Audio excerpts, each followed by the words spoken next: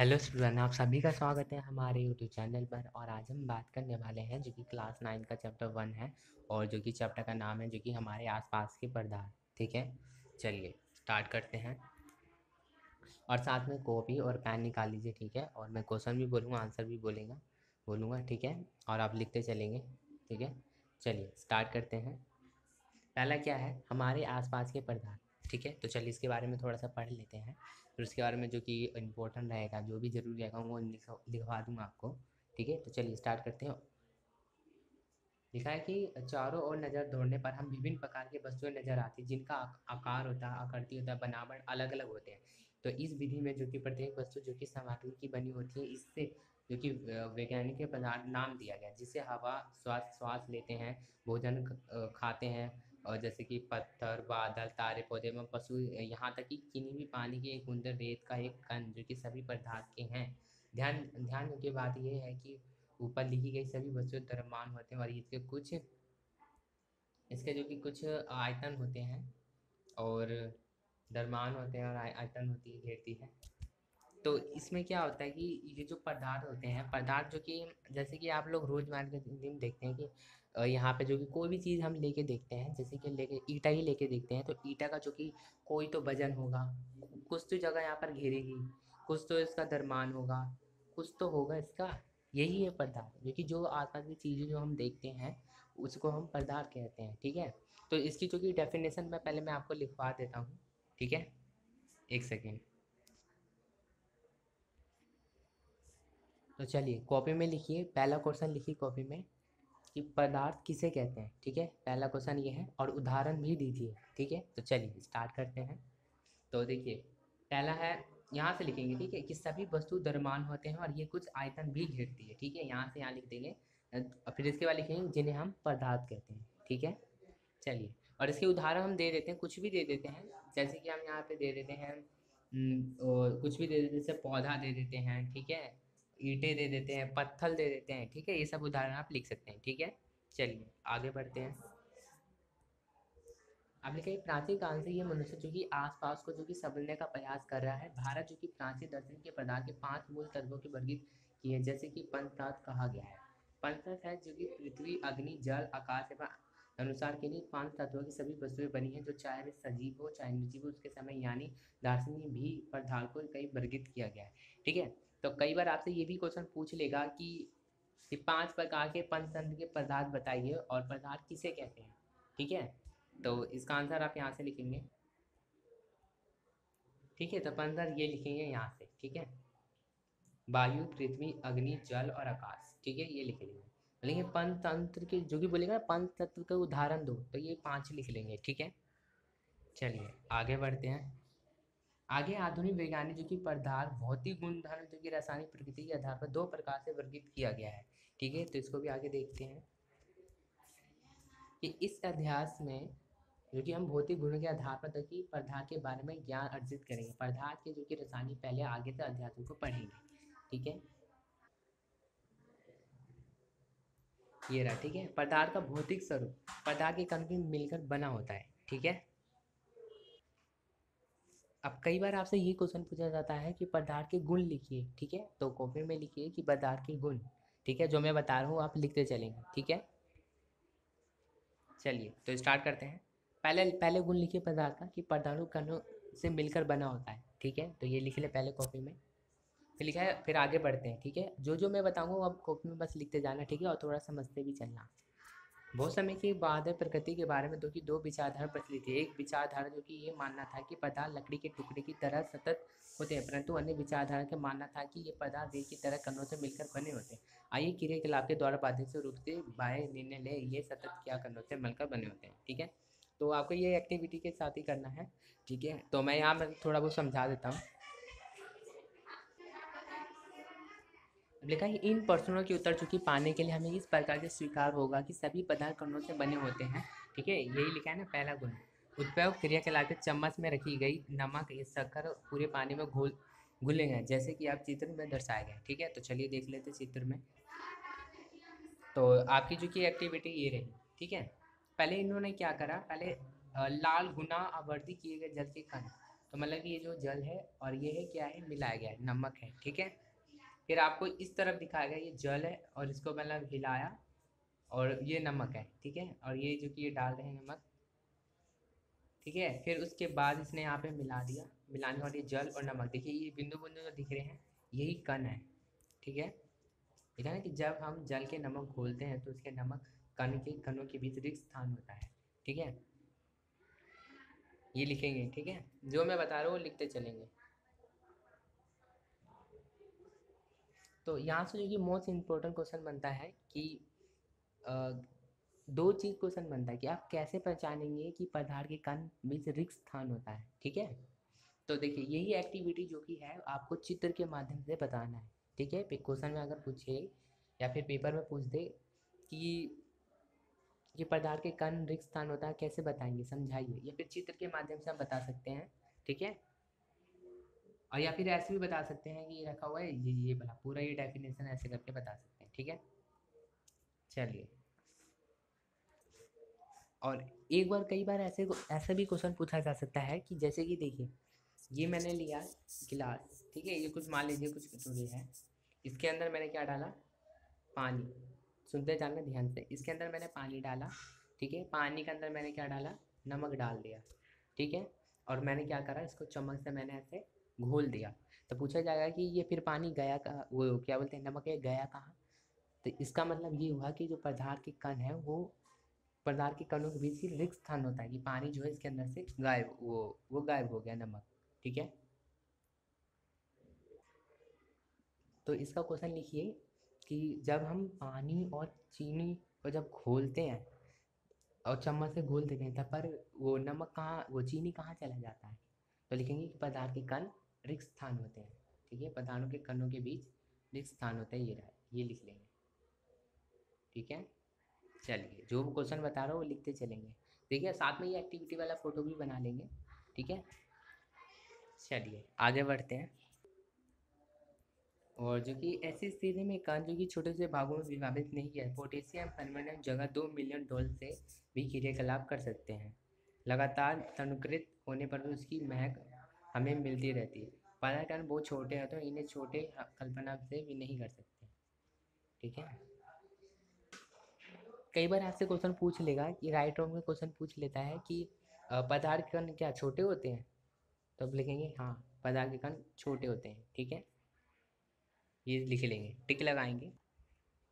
चलिए अब यहाँ से बढ़ते हैं, पदार्थ के कणों के अभिलाषी गुण है, ठीक है। ये तो पहले ये देखते हैं, पदार्थ के कणों में रिक्त स्थान होता है, कैसे आप पहचानेंगे।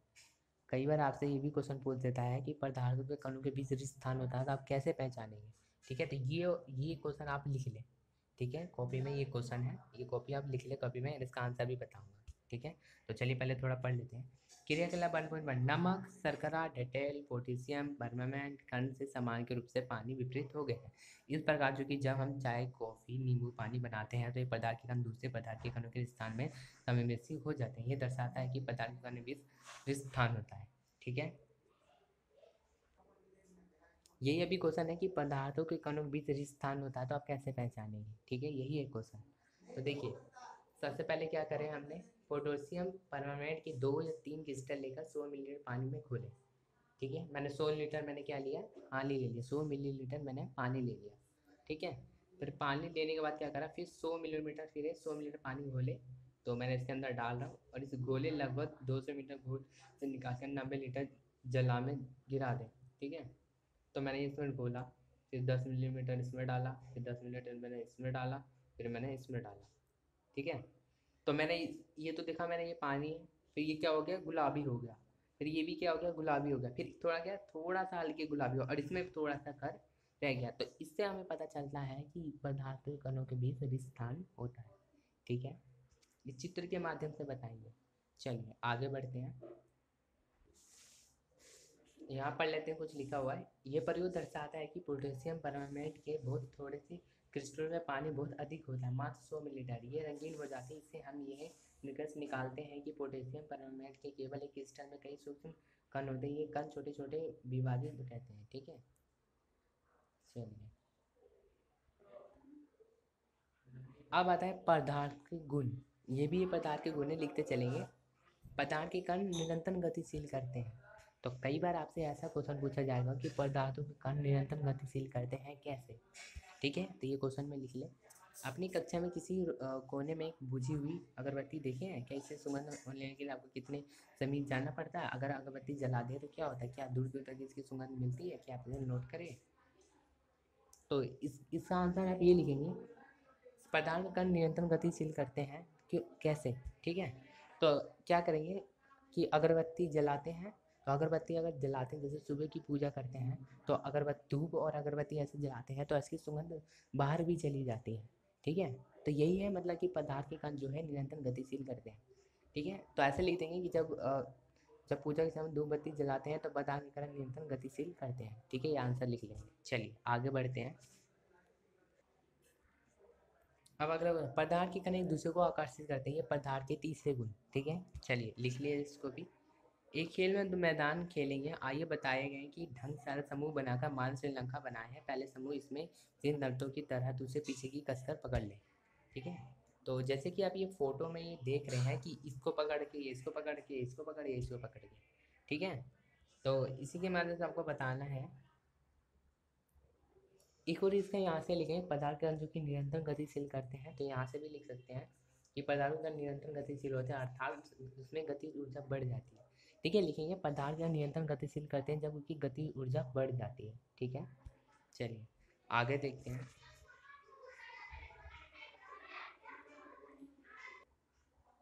ये रहा, पदार्थ के कण जो आकर्षित करते, तीन क्रियाओं के अलावा हमने देखा कि पदार्थ के कण अपने आपके एक दूसरे के साथ मिश्रित हो जाता है। ऐसे कणों के स्थान में शामिल करना होता है। ये दो विभिन्न पदार्थों में स्वतः मिलना मिश्रण कहलाता है। कई बार आपसे ये भी क्वेश्चन पूछा जाएगा कि विसरण किसे कहते हैं? तो लिखेंगे कि दो पदार्थों को आपस में मिलना विसरण कहलाता है। यहाँ तक लिख लेंगे। ठीक है, चलिए आगे बढ़ते हैं।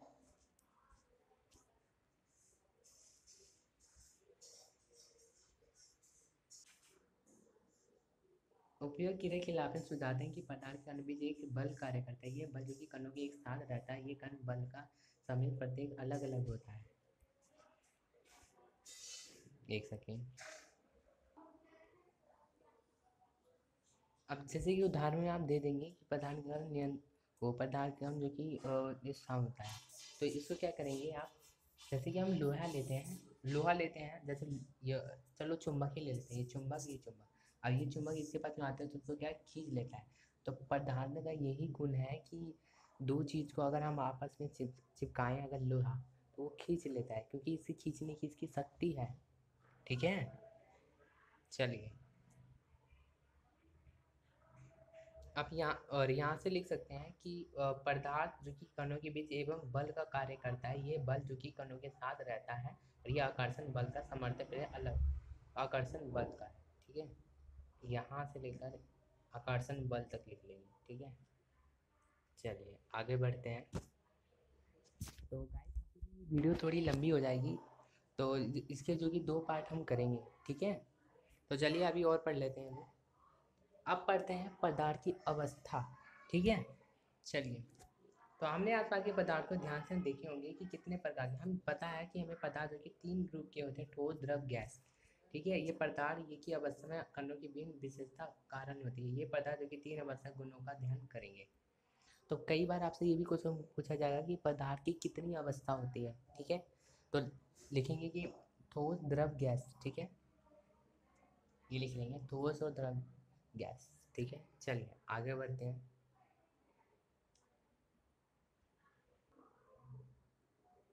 उपयुक्त सभी उदाहरण ठोस है। ये हम देख सकते हैं कि इन सभी एक निश्चित आकार, स्वस्थ सीमाएं होते हैं। ये स्थिर आयतन यानी अन्य सिमटता होती है। ये बल लगाने पर ठोस आकार बनाए रखते हैं। ये बल लगाने पर ठोस टूट जाते हैं लेकिन इनका आकार नहीं बता, इसलिए दृढ़ होते हैं। ये निम्न विचार करेंगे।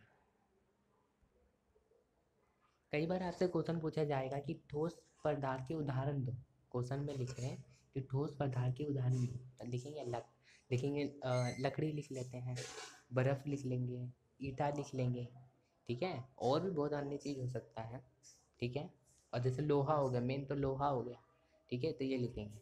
चलिए आगे बढ़ते हैं। ठोस तो आपको समझ में आ गया होगा। अब पढ़ते हैं द्रव अवस्था। ठीक है, इन द्रव अवस्था में डाल देने पर क्या होगा? एक सेकेंड।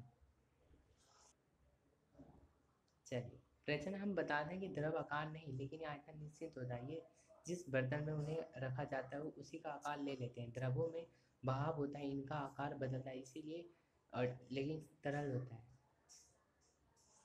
द्रव में क्या होता है कि हम जिस जिस चीज़ में हम डालते हैं तो उस चीज़ का आकार ले लेता है। ठीक है, जैसे कि हमने डाला, जैसे गुब्बारा है, ठीक है, जैसे गुब्बारा देखते हैं ना, कोई ऐसा फुलाया, कोई कोई ऐसा फुलाया, इसमें गुब्बारा बना तो ऐसा बन जाएगा, गोल फुलाया तो ऐसा बन जाएगा। तो यही है कि द्रव जो है ऐसी हिसाब से ले लेता है। ठीक है, यही ठीक है। गुब्बारे में पानी डालते हैं तो ऐसे ही आकार ले लेता है जिस आकार से हम बनाते हैं। ठीक है, और गैस वाला इसका अगले उदाहरण देखेंगे गैसीय अवस्था में। पहले हम द्रव देखते हैं। ठीक है, और द्रव में जो कि जैसे कि मैंने ले लिया दही। ठीक है, जैसे आप कटोरी में लेते हैं, कटोरा में लेते हैं, गिलास में लेते हैं, किसी चीज़ में लेते हैं, बर्तन में लेते हैं, थाली में लेते हैं, तो वो उसी आकार का ले लेता है जिस आकार का बना हुआ रहता है। ठीक है, यही इसकी गुण है। ठीक है, और द्रव में क्या क्या हुआ, जैसे हो गया पानी हो गया। ठीक है, ये सब द्रव है। चलिए, और आगे देखते हैं, थोड़ा आगे से बढ़ते हैं। कि ठोस द्रव या विषम द्रवों में संभव है वातावरण गैसीय विकसित होकर जल में घुल जाती है। ये गैस विशेषता ऑक्सीजन एवं कार्बन डाइऑक्साइड जलीय जंतु पौधे के लिए भी अनिवार्य होती है। सभी जीवधारी जीवन में निर्वाह के लिए श्वास लेते हैं। जलीय जंतु जल में घुली ऑक्सीजन के कारण श्वास लेते हैं। इस तरह के हम निष्कर्ष पहुँचते हैं कि द्रव, ठोस, गैस तीनों का संभव है, क्योंकि द्रव अवस्था में पदार्थ के कण स्वतंत्र रूप से गति करते हैं। ठोस द्रव में कणों के स्थान अधिक होता है। ठीक है,